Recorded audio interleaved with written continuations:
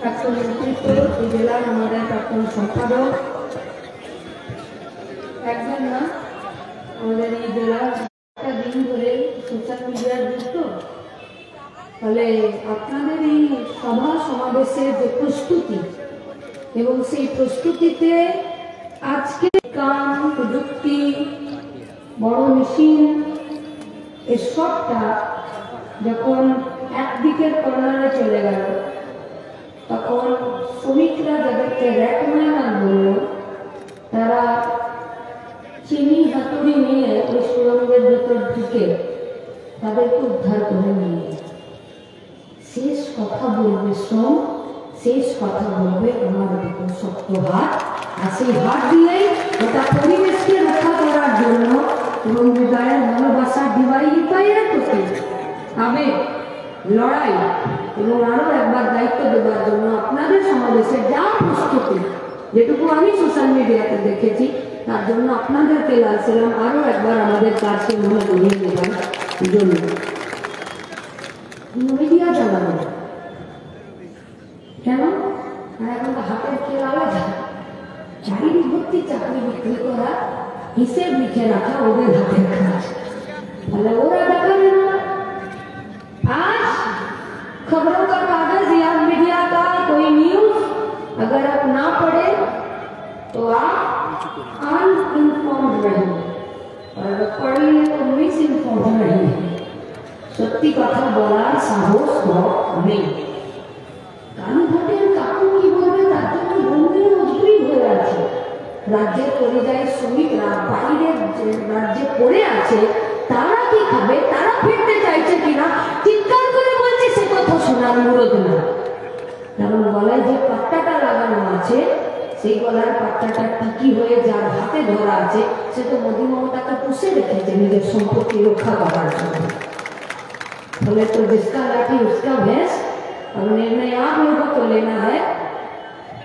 ये जो भैंस का कादा से ढुके शुधुमात्र कादा छिटोচ্ছে, তাকে একটু কাজে লাগাতে পারি কিনা, লাঠিটা যদি প্রয়োজন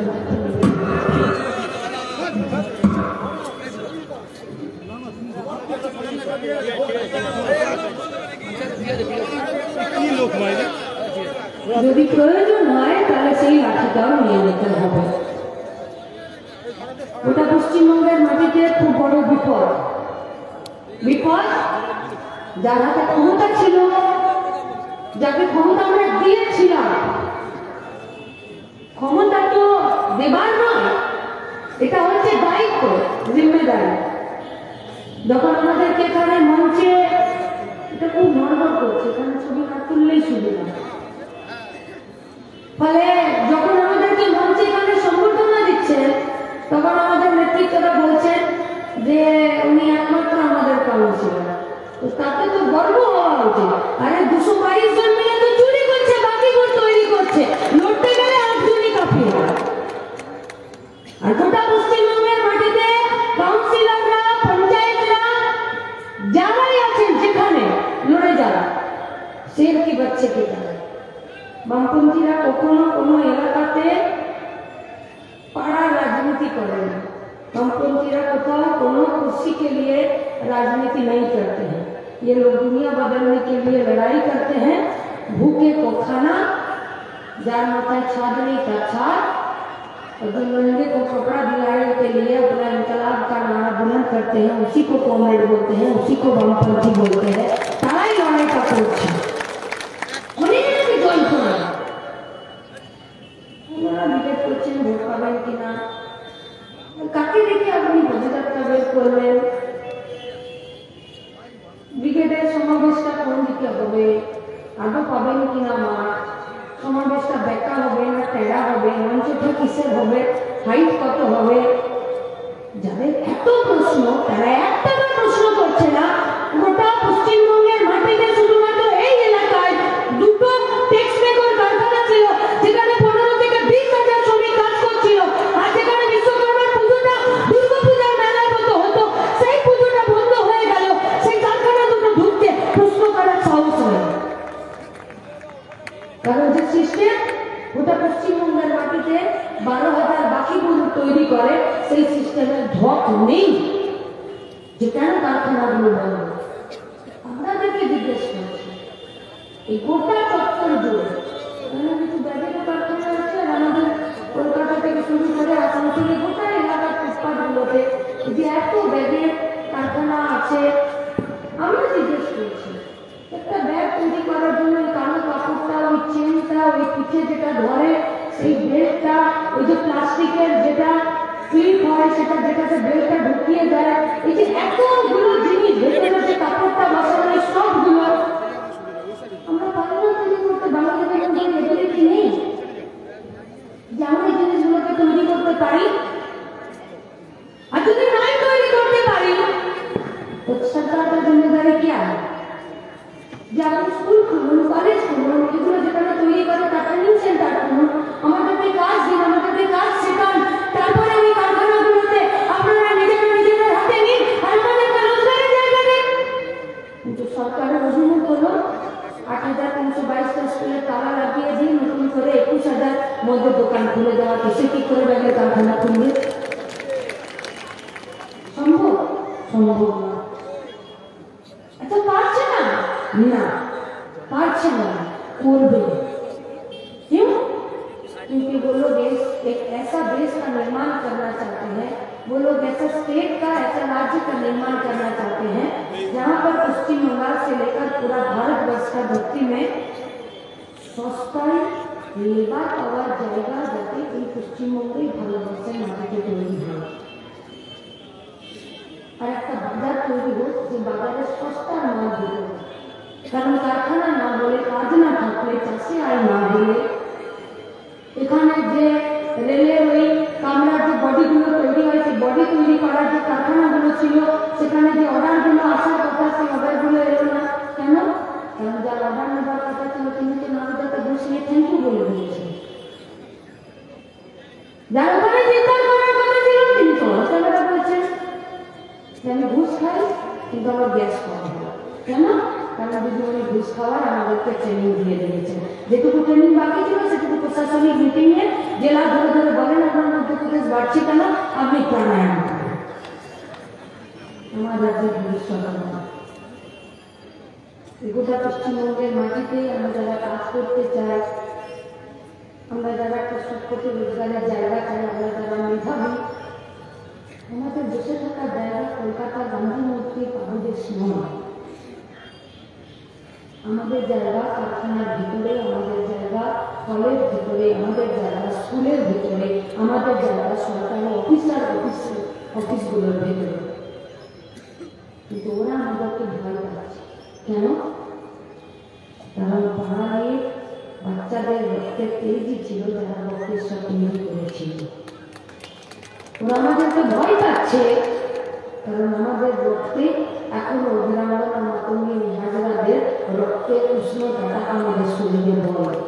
ওরা আমাদেরকে ভয় পায় যে আমরা অত্যাচারের শেষ থেকে জানি, সেটা কিংসফোর্ড হোক, সেটা সাইমন হোক, তাতে আমার নাম ক্ষুদিরাম হতে পারে, আমার নাম বিনয় বাদনের হতে পারে। ওরা আমাদেরকে ভয় পায় কারণ আমরা সত্যি বলতে পারি রাজা তুই ন্যান্ত আছিস, তোর কাপড় কোথায়। আমরা সত্যি সব কথা বলতে পারি কারণ আমরা দেশকে আর রাজ্যকে আর মানুষকে বন্দর দিয়ে নিজেদের চেয়ার বাঁচানোর রাজনীতি করি না। তাই ওরা আমাদেরকে ভয় পায় কাজ দিতে। তাই ওরা লাস্ট 12 বছরে 2 লাখ বেকার ছেলেমেয়েদেরকে কন্ট্রাকচুয়ালি নিয়োগ করেছে। और जो लोग सर्वे करता है, जो लोग रिसर्च का रिपोर्ट देते हैं, वो लोग बोल रहे हैं कि गोटा भारतवर्ष से गोटा पश्चिमबंगे मासे 20,000 থেকে 80,000 টাকা সে যদি বেতন পায় তাহলে সে মধ্যবিত্ত। মুখে হাত দিয়ে বলুন তো আজকে যারা এই সমাবেশে উপস্থিত আছেন বা দূরে আমাদের কথা শুনছেন, মাসে 20,000 টাকা রোজগার কার আছে? কার আছে? কত শতাংশ মানুষের আছে? নির্লজ্জ বেহায়া দোকান কাটা তৃণমূলের টাকাটা বিজেপির কাছে নিজেদের জমি আর নিজেদের কাছে বিজেপির কাছে নিজেদের মাথাটা বন্ধ দিয়ে রেখে এসছে। এরা কন্ট্রাকচুয়াল যে সমস্ত ছেলে মেয়েদেরকে কাজ দিয়েছে, পিএইচডি করা ছেলে গভর্নমেন্ট চাকরির জন্য ফর্ম ফিল আপ করছে, আর গ্রাজুয়েট ইঞ্জিনিয়ার ছেলেরা বোর্ডে হাতি টানানোর জন্য ফর্ম ফিল আপ করছে। হিন্দুদের লজ্জা নেই, কেন জানেন? কারণ ওরা পাঠকে বাবা বলে আর আমার পাঠকে চোর বলে। এদের লজ্জা নেই, কারণ এদের বাড়ির মেয়েরা সব করোনার সময় টিউশন করে 2 কোটি টাকা ইনকাম করে। এদের লজ্জা নেই, কারণ এদের মেয়েরা অনেক বাচ্চা মেয়ে বউকে নিয়ে জেলের ভিতরে বসে থাকে। নেই এদের লজ্জা, ফ্যামিলি প্যাকেজে আমাদের টাকাতেই জেলে ভাত খাচ্ছে, পুরো ফ্যামিলি প্যাকেজে। আর তারপর এরা নিয়োগ করে নিয়ে 5 থেকে 12,000 টাকা বেতনে অত্যন্ত পরিশ্রম করছে। 5 থেকে 12,000 টাকা বেতন পেলে নিজের শরীরের কম দামি কাপড় আর হাতের থালা থেকে ডাল ওই মাটন তো ছেড়ে দিল, তো বিয়ে শাদির ঘরে যদি নিমন্ত্রণ হয় তো ওটা জিজ্ঞেস করে কি হচ্ছে, মাটন ভাড়া ছেড়ে দিয়েছে, বুঝে চিকেন হবে, শাক সবজি মাছ ভাত, ডাল হবে না, নুন হলুদ শুকনো লঙ্কা 5 ফোড়ন তেল দিয়ে সবজিটাতে একটু ঝোল বেশি করে খাচ্ছে, কারণ ভাতটা মাখতে হয়। ডাল করার মোটা মুরদ শেষ। আর ডিম কিনতে গেলে তো মা বলছে আরে ডিমটা নর্মাল ডেলিভারি না সিজারিয়ান ডেলিভারি, এত দাম।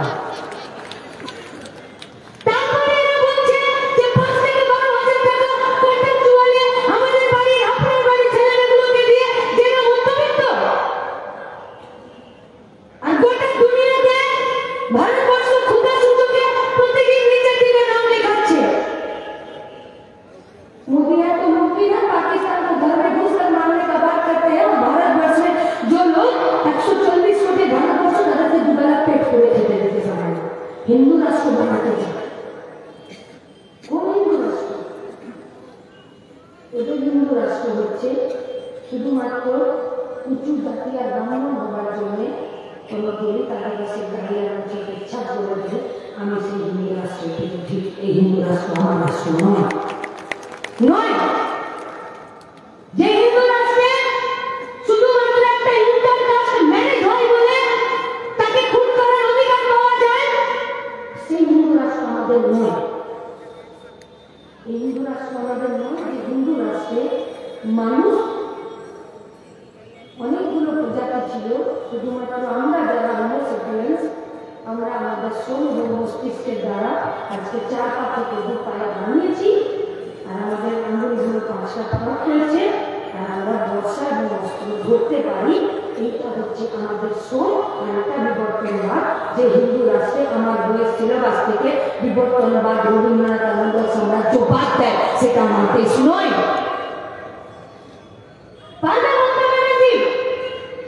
না থাকতে তৃণমূলের এমপিরা এই নতুন জাতীয় শিক্ষানীতির বিরোধিতা করতে পারবে না, কারণ কয়লা চৌধারকে বাড়ানোর জন্য মোদীর সঙ্গে আমাদের মিটিং করতে হবে।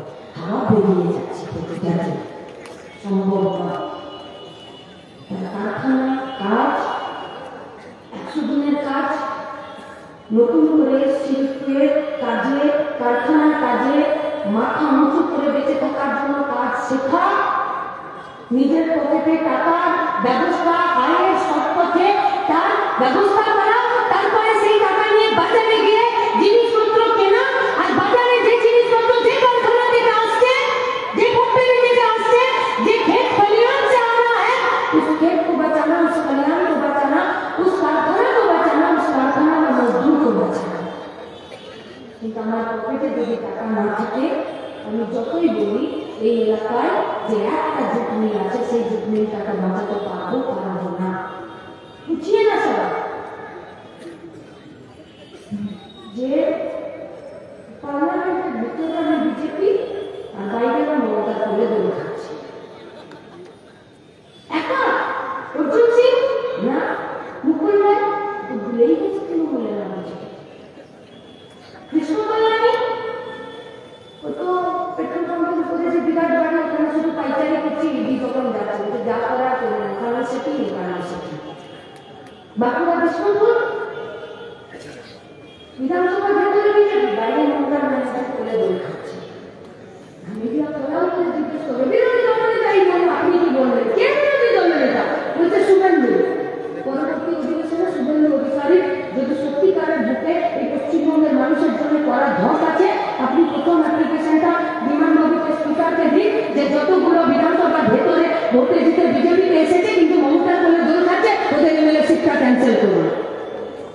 বিরোধী দলের নেতা তকমাটা পকেটের জন্য বেরিয়ে চলে আসবে, এত সহজ নয়।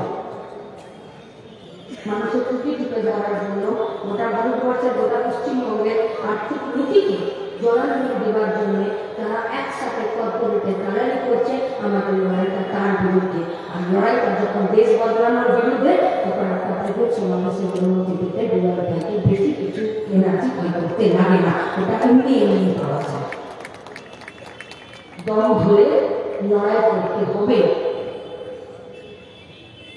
ইস্যু যদি কাজ হয়, ইস্যু যদি শিক্ষা হয়, ইস্যু যদি অর্থনীতি হয়, ইস্যু যদি আবাস যোজনা হয়, ইস্যু যদি পঞ্চায়েতে পৌরসভাতে পিএসসিতে স্বচ্ছতার সাথে নিয়োগ হয়, তাহলে সেই ইস্যু পার্লামেন্টের ভোটেও প্রভাব বিস্তার করবে, ডিবেটের মাঠ ছেড়ে দেবে না।